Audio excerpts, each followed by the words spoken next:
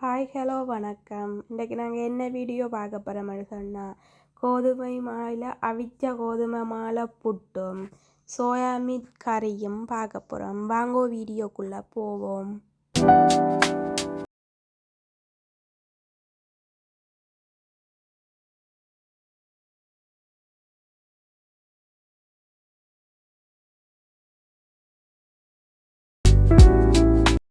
கோதுமை மா புட்டு அவிக்கிறதுக்கு தேவையான அளவு தேங்காயை திருவி எடுத்துக்கொள்ளுவோம்.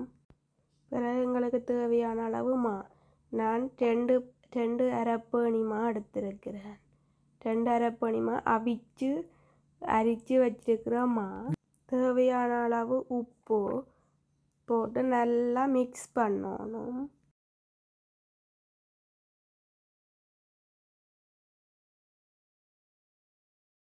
நல்லா கொதிச்ச சுடு தண்ணி விடணும். நல்லா கொதிச்சா தான் புட்டு வந்து நல்லா சாஃப்டாக நல்லா டேஸ்ட்டாக இருக்கும். எங்களுக்கு தேவையான அளவு தண்ணி கொஞ்சம் கொஞ்சமாக விட்டு நல்லா மிக்ஸ் பண்ணணும். கொஞ்சம் கொஞ்சமாக விடணும்.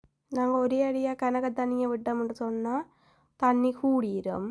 அதனால் நாங்கள் கொஞ்சம் கொஞ்சமாக விட்டு இந்த கப்ப கம்பால் வடிவாக எல்லா இடமும் தண்ணி படுற மாதிரி மிக்ஸ் பண்ணணும்.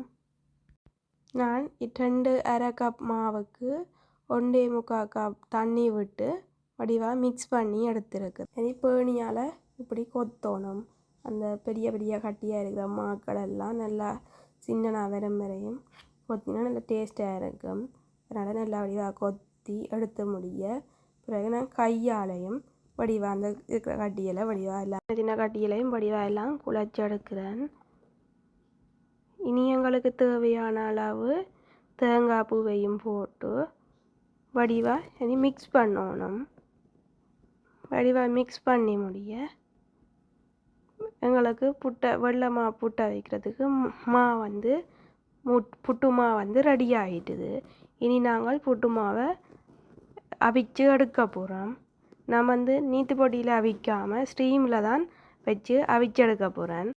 இனி ரெடி பண்ணியிருக்கிற மாவை ஸ்டீமில் இப்படி ஒரு பேப்பர் ரெண்டு போட்டுட்டு கீழே தண்ணி ஊற்றி மேலே பேப்பர் போட்டுட்டு அதுக்கு மேலே புட்டு மாவை கொட்ட போகிறேன். புட்டு மாவு வடிவாக எல்லாம் கொட்டி முடிய வடிவாக மூடி வச்சு ஒரு 10 நிமிடம் நான் அப்படியே அவிய விட போகிறேன். நல்லா சாஃப்டான புட்டு ரெடி ஆகிட்டுது. நான் இனி சோயா மீட் கறி எப்படி செய்கிறதுண்டு காட்ட போகிறேன். வாங்க பார்ப்போம். இந்த பக்கெட் சோயா மீட்டை ஒரு பக்கெட் சோயா மீட்டை தான் வைக்க போகிறேன். அந்த தூளை எடுத்து வச்சுட்டு ஒரு பாத்திரத்துக்கு சோயா மீட்டை கொட்டுறேன்.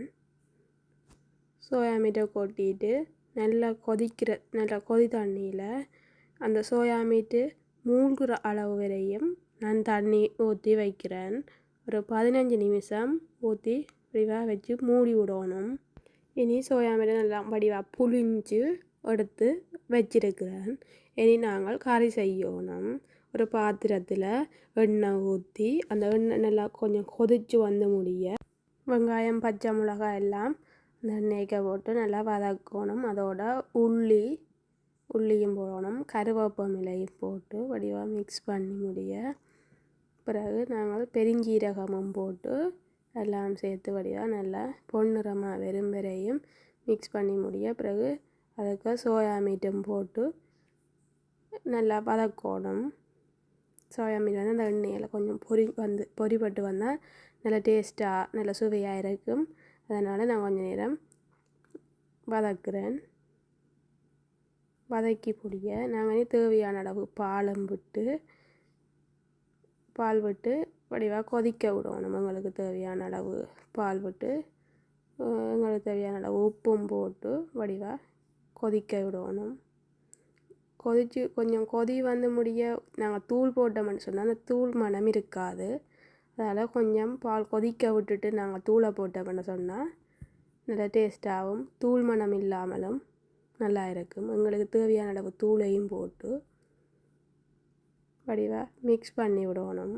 வடிவாக மிக்ஸ் பண்ணிவிட்டு நாங்கள் மூடி வைக்கிறோம். மூடி ஒரு 10 நிமிஷம் வச்சு அவிஞ்ச முடிய இந்த சோயா மீட்டுக்கு வந்த அந்த பக்கெட் தூளையும் அதுக்கு கொட்டுறேன். கொட்டி முடிய பிறகு நான் கொஞ்சம் புளியும் விடுறேன். நான் பழப்புளி தான் விடுறேன். பழப்புளியும் விட்டு வடிவா எல்லாம் படுறபடி வடிவா மிக்ஸ் பண்ணி முடிய ஒரு 2 நிமிஷம் வடிவா மிக்ஸ் பண்ணி முடிய இறக்கலாம். நான் கொஞ்சம் குழம்பு அரைக்கினான். பாருங்கள் அவ்வளோ டேஸ்டான சுவையான சோயா மீட் கறி ரெடி. நீங்களும் இப்படி ஒரு தடவை செய்து பாருங்க, நல்லா சூப்பராக இருக்கும்.